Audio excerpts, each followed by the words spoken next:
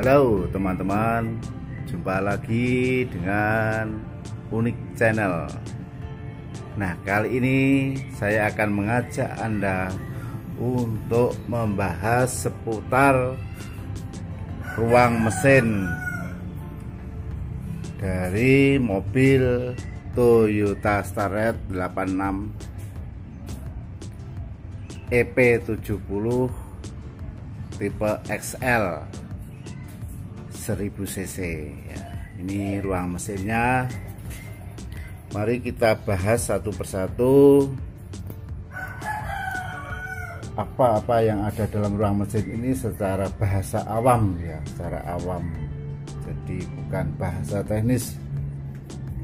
Nah, ini kalau kap kita buka, maka dalam ruang mesin terdapat seperti ini. Bisa kita kelompokkan menjadi beberapa bagian. Memang di ruang mesin ini ada mesin, tapi mesin sendiri itu ada komponen utama dan didukung oleh komponen-komponen yang banyak sekali.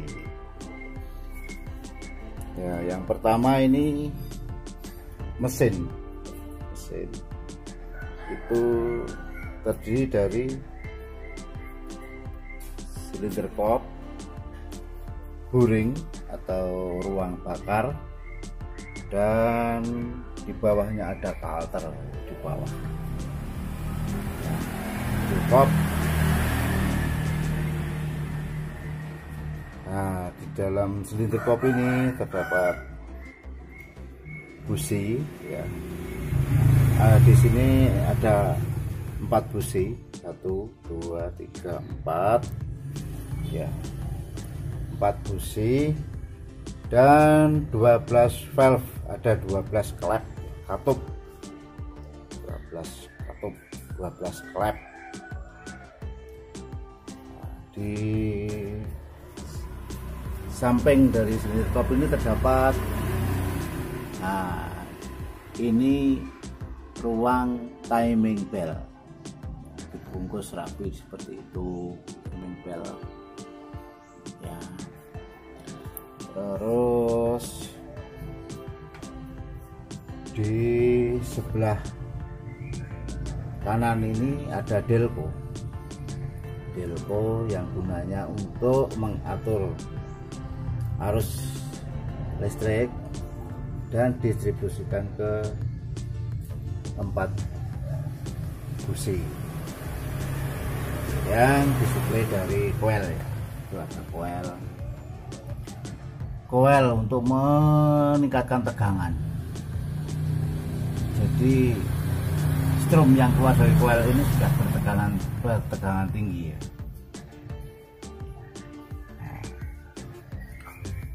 Terus di bawah silinder kop sana ada buring,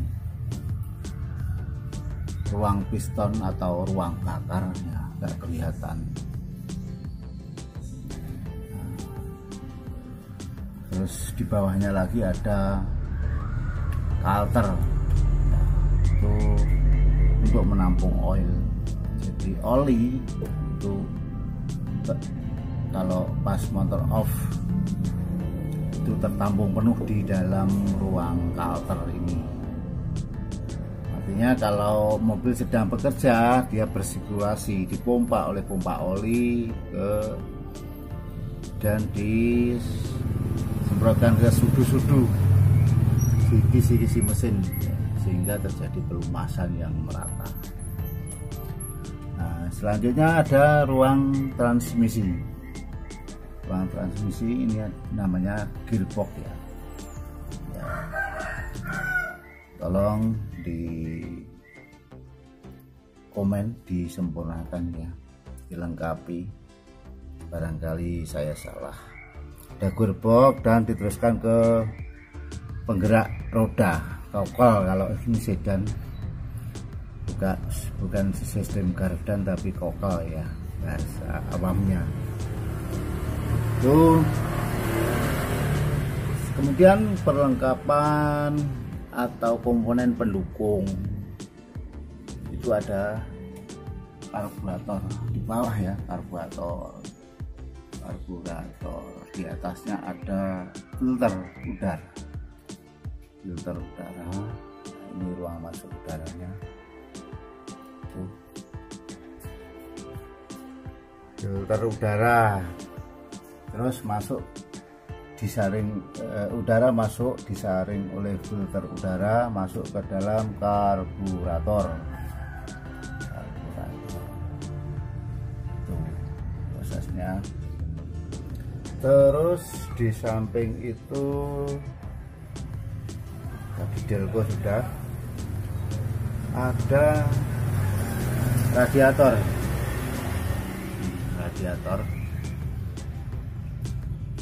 Gunanya untuk mendinginkan air. Jadi di dalam mesin ini ada sistem pendinginnya pakai air. Nah, itu air itu berputar masuk ke sudu-sudu blok mesin dan didinginkan di satu alat yang namanya radiator. Bentuknya seperti ini, dan ini cadangan airnya, cadangan air. Ini air di sini bisa bersirkulasi, air dari radiator diisap mesin masuk ke dalam mesin untuk mendinginkan mesin, kemudian air yang panas masuk lagi ke dalam radiator untuk didinginkan, kemudian keluar lagi sudah dingin masuk ke dalam blok mesin lagi, demikian seterusnya. Dan tentu saja dalam prosesnya itu air mengalami evaporasi, penguapan ya, nah, mengakibatkan air radiator ini berkurang lambat laun. Tapi nggak usah khawatir, di sini sudah disiapin tempat air cadangan. Jadi di sini ada tempat air, gunanya untuk cadangan. Apabila di dalam radiator volumenya kurang, maka secara sistematis bisa menghisap air yang ada di dalam cadangan tersebut. Terus berikutnya ini ada akumulator, aki, bahasa awamnya aki. Ini gunanya untuk menyimpan daya listrik. Jadi perlu diketahui guys, bahwa di dalam mobil ini kan ada semacam pembangkit listriknya ya. Ini namanya kan, nah itu pembangkit listrik. Jadi kalau bahasa teknisnya alternator ya, mohon dikoreksi kalau salah. Dan bahasa awamnya ini dinamo ampere. Dinamo ampere ini mengeluarkan strom yang untuk mensuplai lampu-lampu dan peralatan elektronik yang ada di dalam mobil ini. Di samping itu, kalau berkelebihan daya disimpan dalam aki. Jadi terus berputar aki langsung ke lampu-lampu. Ya, lampu-lampu bisa nyala semua, bisa normal. Itu disuplai dari alternator tadi. Terus ada lagi ini dinamo starter. Dinamo starter mana ya guys? Di bawah sana ini, di bawah sana nggak kelihatan ini. Nah itu di bawah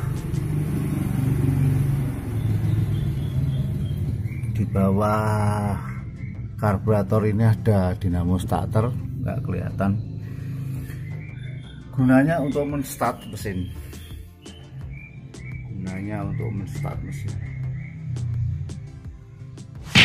Itu peralatannya. Terus apalagi, ada peralatan tambahan karena ini sudah model sedan walaupun tahun 86an, itu sudah ada AC, ada AC, ada ini kipasnya, kipas. Tentu saja ada kompresornya. Mana kompresornya? Tuh di bawah. Tuh kompresor AC di samping filter oli. Nah, tuh. Terus mana kondensornya? Kondensornya di depan. Nah, nggak kelihatan di depannya.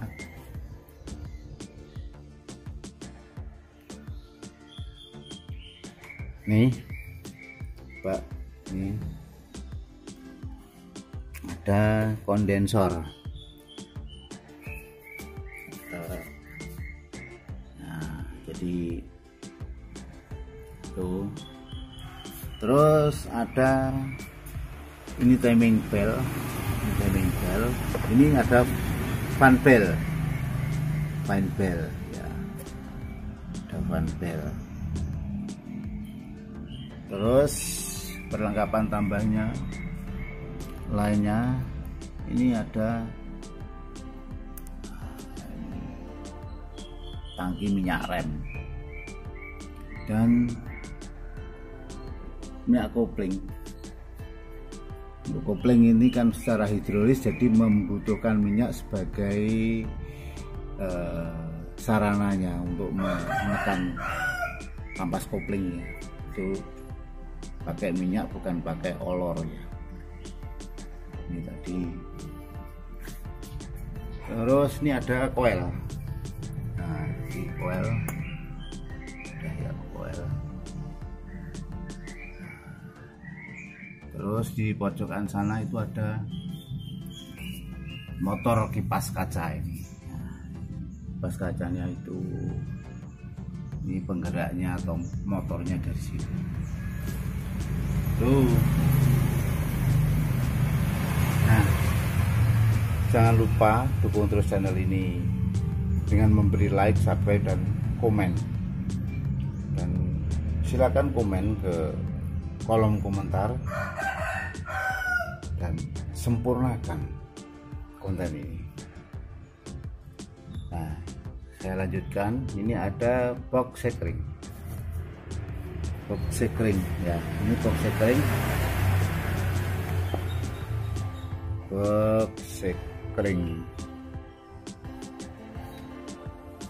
Nih, ini sekringnya, sistem sekringnya ada dua.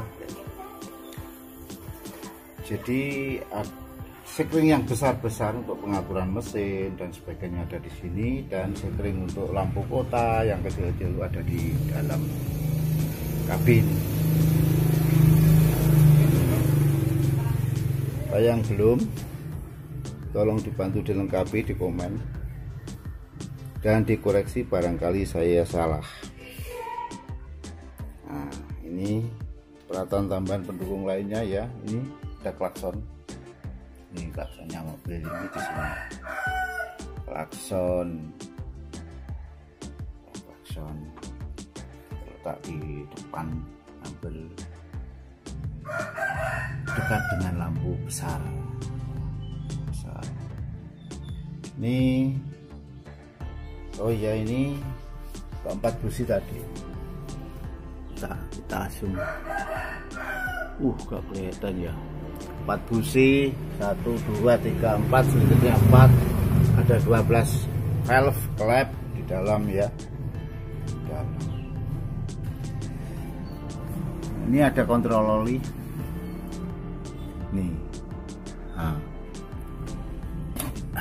Ini kontrol oli, bisa dilihat di sini untuk mengontrol permukaan oli apakah kurang, bisa dicek dari situ secara manual.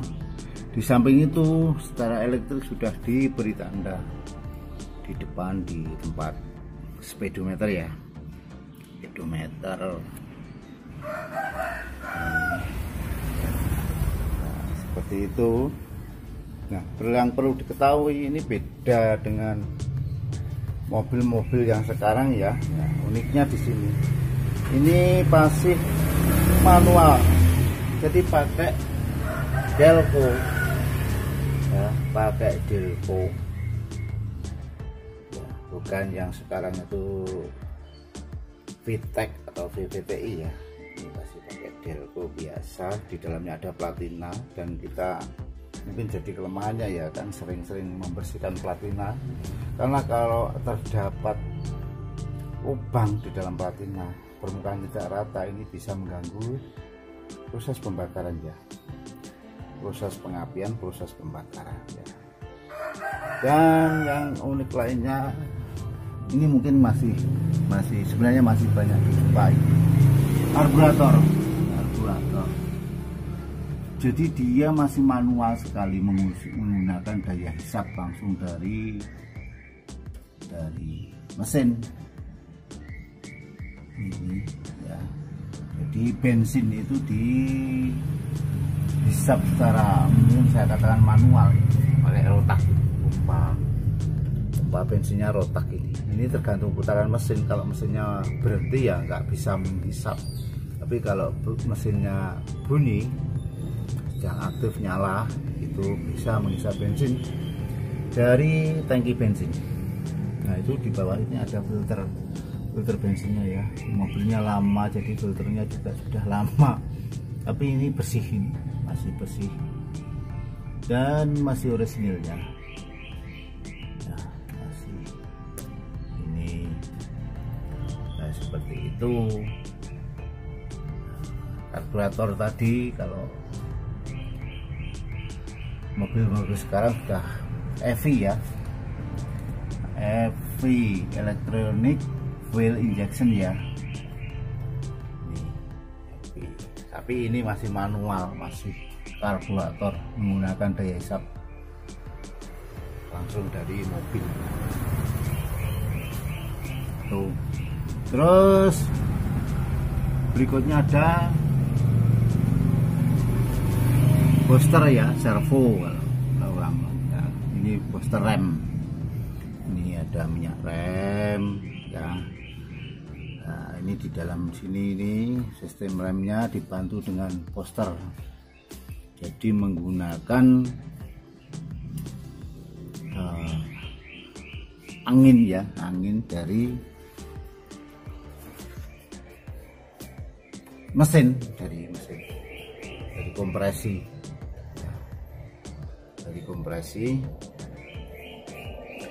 Ini untuk meringankan atau apa ya,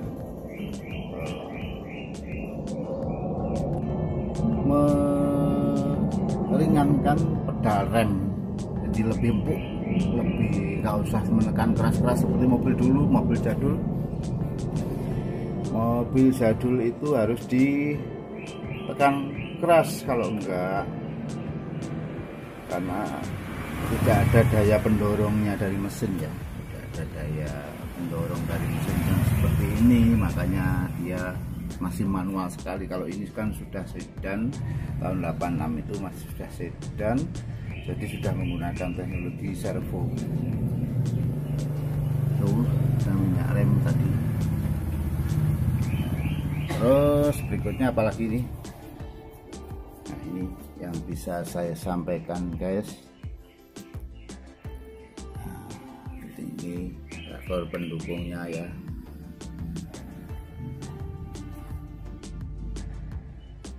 Nah, kita bisa melihat keseluruhan keadaan mesin ini. Walaupun sudah tua, mobil keluaran tahun 86, tapi masih oke, masih sehat, dan masih layak digunakan kemana-mana. Irit lagi karena ini mesinnya 1000 cc, pakai karburator dan pakai platina.